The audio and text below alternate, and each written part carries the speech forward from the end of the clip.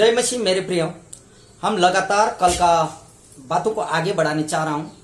हम लोग समझने की कोशिश कर रहे हैं सुसमाचार का एकत्व। कल हमने सृष्टि से लेके मूसा तक आप लोगों को बता रहे थे।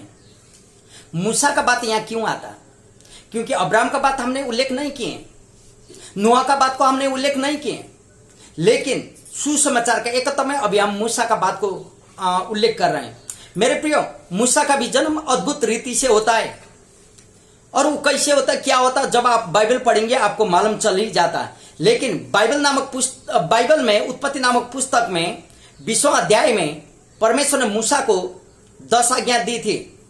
मूसा याकूब का 12 पुत्र में से एक पुत्र लेवी का गोत्र में था।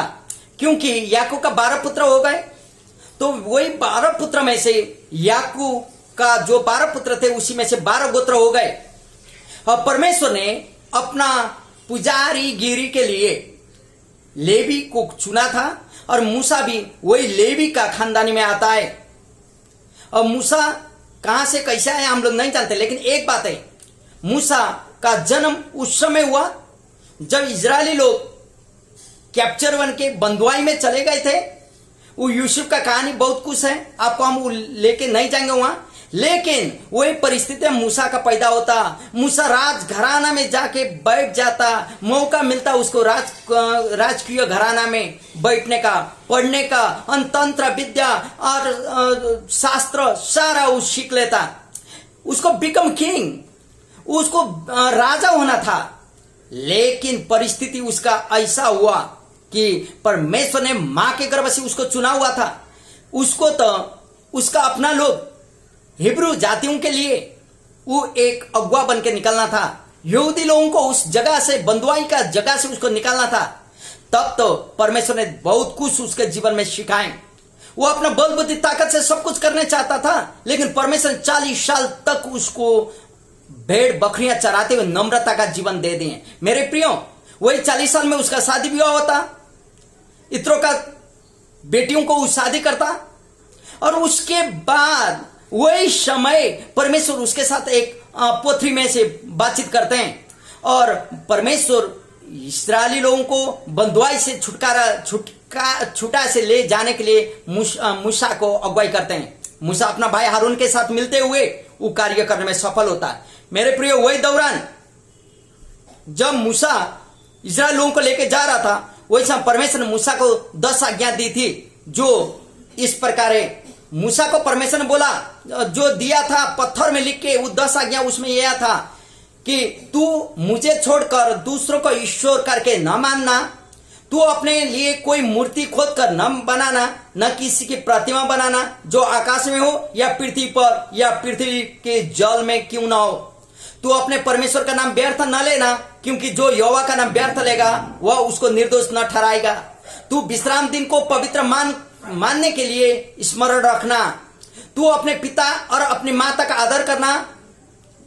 तू खून न करना, तू बेविचार न करना, तू चोरी न करना, तू किसी के विरुद्ध झूठी साक्षी न देना, तू किसी के घर का लालच न करना, न तो किसी के स्त्री का लालच करना, और न किसी के दास दासी और बैल गधे का, न किसी के कोई वस्तु का लालच करना। हालेलुया। मेरे प्रियो, परमेश्वर ने ये 10 आज्ञाएं मूसा को दी थी, और लोगों को यही 10 आज्ञा नहीं, इसके बाद भी बहुत कुछ होता है। लोग कुड़कुड़ाने लगते हैं। जब मूसा उन लोगों को लेके जा रहा था, 40 दिन लगने वाला जगह 40 साल तक उन लोगों को लगा। रास्ता में लोग कुड़कुड़ाने लगे, यहाँ लहसुन नहीं मिलता, मीट मछलियां नहीं मिलती, हम लोग को वहीं मरने से होता था। फारो का हाथ से क्यों हम लोग को मरने के लिए यहाँ लेके आया, कुड़कुड़ाने लगे। मेरे प्रियो, आज भी हम लोग मंडली में कितनों बार अपने पास्टर के साथ जाके बोलते हैं कि इतना दिन से हम मंडली आ रहे हैं, इतना दिन से हम टाइट ऑफरिंग दे रहे हैं, इतना दिन से हम लगातार प्रार्थना कर रहे हैं, लेकिन पास्टर तूने मुझे क्या किया है। बोलने का तरीका यही था। लेकिन दूसरा तरीका से हम लोग कुड़कुड़ाते हैं पास्टर के सामू या अपना अगुआ के सामू। हमारा घर में विजिट में नहीं आता अगुआ, हमारे साथ प्रार्थना में समय नहीं बिताता अगुआ, बहुत कुछ होता। मेरे प्रियो, अभी आप और मेरे जीवन से भी यहां भी मूसा के साथ लोगों ने जाके वही कहा, हम लोग को मरने क्यों नहीं दिया वहां। और मरने के लिए तूने यहां हम लोग को लेके क्यों आया? मेरे प्रियो, मूसा उतना लोगों को लेके जा रहा था, वो क्या करे क्या ना करे वो नहीं जानता, क्योंकि परमेश्वर उसको हरदम अगुवाई कर रहा था। तो उसने परमेश्वर के साथ जाके पूछता है, प्रभु मैं क्या कहूं, लोग ऐसा कर रहे हैं। तब परमेश्वर ने उन लोगों को खाने के लिए बटेर पक्षियां दी और मन्ना, स्वर्ग में से मन्ना खाते थे ये लोग। अब तो मीट भी मिला, स्वर्ग अन्ना भी, मन्ना भी मिला, खुश हो गए। मेरे प्रिय, कितनों बार हम लोग जब कंप्लेन करते हैं ना अगुआ लोगों के साथ, और हम लोग का प्रार्थना का उत्तर जब मिल जाता है ना, हम लोग अगुआ लोगों को भूल जाते हैं। मेरे प्रियो, अरे वो पास्टर तो कुछ भी नहीं करता, वो अगुवाई कुछ भी नहीं करता।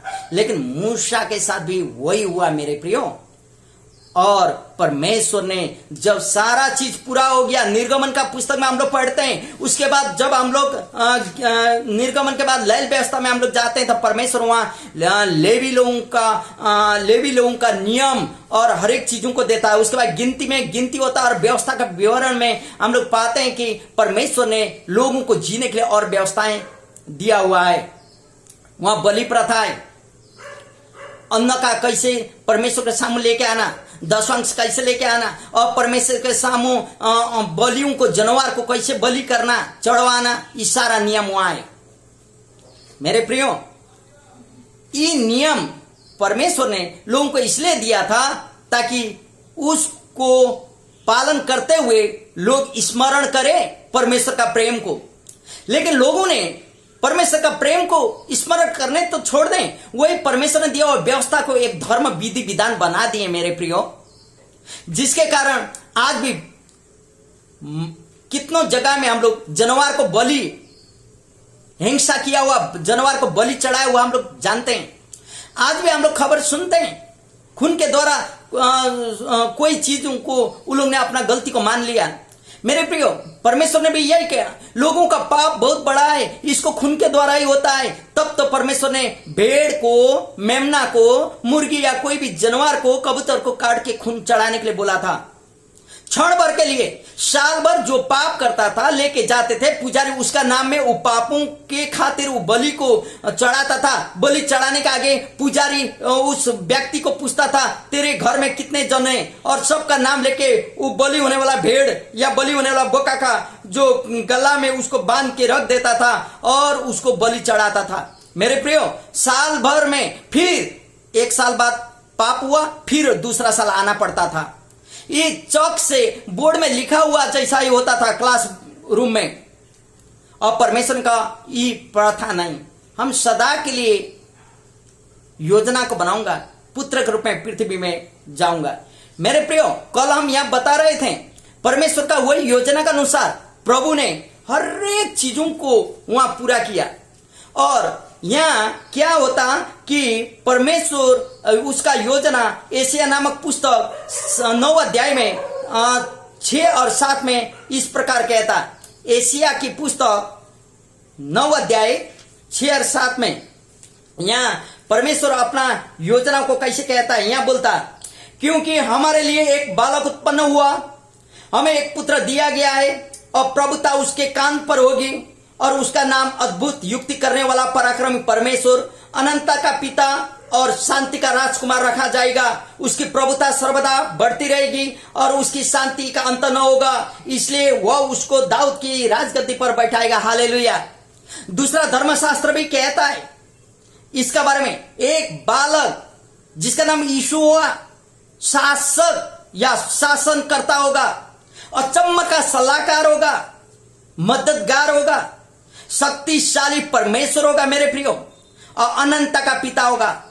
एक न्याय हो चुका है, अभी दूसरा न्याय का बाकी है, क्योंकि परमेश्वर ने व्यवस्था दे दिया, सारा चीज दे दिया, सारा वस्तु जो व्यवस्था के अनुसार चलते हैं वो लोग बसते हैं, जो व्यवस्था छोड़ते हैं वो जाते हैं, वैसा परिस्थिति था। लेकिन यहाँ प्रभु ने अपना पुत्र को दे दिया। मेरे प्रियो, एशिया 7 का 14 में हम लोग पढ़ेंगे तो वहां बोलता, एक पुत्र, एक कन्या गर्भवती होगी और पुत्र को जनेगी, उसका नाम इम्मानुएल रखा जाएगा। यदि हम लोग दूसरा धर्मशास्त्र को देखेंगे तो संस्कृत धर्मशास्त्र भविष्य पुराण में भी कोई जगह में ऐसा लिखा है कि ईसा मसीह तिचमना प्रतिष्ठितम ईसा पुत्रम कुंवारी कन्या गर्भम समम, मीन्स ईसा मसीह का नाम मेरे मन में लेना, जिसका जन्म कुमारी कन्या का गर्भ से होने वाला है। मेरे प्रियो, ये यीशु मसीह जो सुसमाचार का पूरक बन के आए थे, हालेलुया, परमेश्वर का योजना का पूरक वही यीशु मसीह थे। यीशु मसीह संसार में आए, 30 साल तक लोगों के साथ रहे और 30 साल के बाद 31वां साल में बपतिस्मा लेने के बाद, जल का दीक्षा लेने के बाद मिनिस्ट्री शुरू किए। 12 चेलाओं को चुने, उन लोगों को शिक्षा दिए। 3 साल के बाद मारे गए, गाड़े गए। तीसरा दिन बाद वो जी उठे और 40 दिन पृथ्वी में रहे और 40 दिन के बाद स्वर्ग प्रस्थान किए गए। मेरे प्रियो, जब ईसा मसीह का बात हम लोग करते हैं ना, वो सुसमाचार का एकत्व का पूरक के रूप में वही यीशु मसीह है, जो इस संसार में परमेश्वर का सुसमाचार का पूरक बन के आए थे। परमेश्वर का योजना जब आदम और हव्वा ने पाप करते समय परमेश्वर ने किए थे। आपको मालूम है, एक मेमना को मारे थे और उसका चमड़ा को आदम और हव्वा को शरीर ढकने के लिए दिए थे। और इसलिए वहां प्रकट होता है कि हर एक पाप खून के द्वारा ही शुद्ध होता है। तब तक व्यवस्था में बलि का प्रथा, बलि का चलन दिए थे परमेश्वर ने।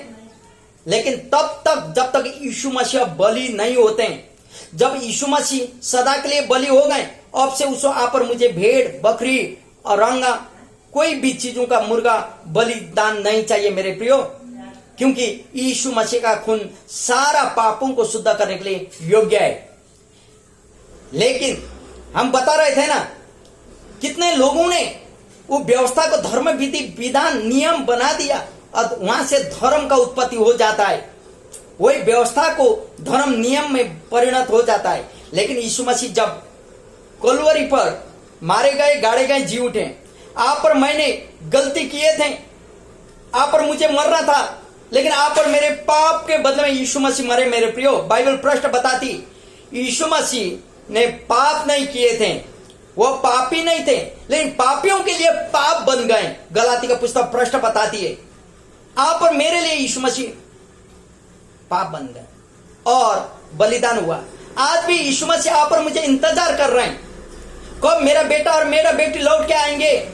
मेरे प्रियो, आप और मुझे प्रभु के पास आने के लिए कोई धूप बाती नैवेद्य लेके आने की जरूरत नहीं है।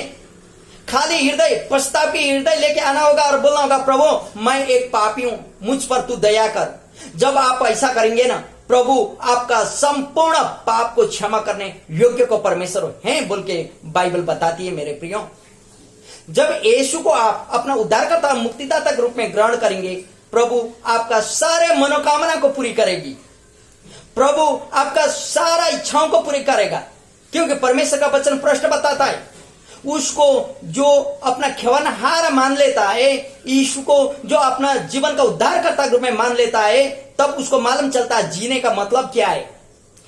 क्योंकि आप और मैं यीशु प्रभु के लिए जीते हैं और यीशु प्रभु आप और मेरा उद्धारकर्ता मुक्तिदाता है। जब यीशु को हम ग्रहण करते हैं तो हम लोग का सारा पाप क्षमा होता है। क्योंकि यशायाह का पुस्तक बोलता, आप और मेरे पाप काले धब्बे होने से भी प्रभु का खून के द्वारा श्वेत हिम का समान सफेद हो जाता है। मेरे प्रियो, क्षमा हो जाता है इसका मतलब।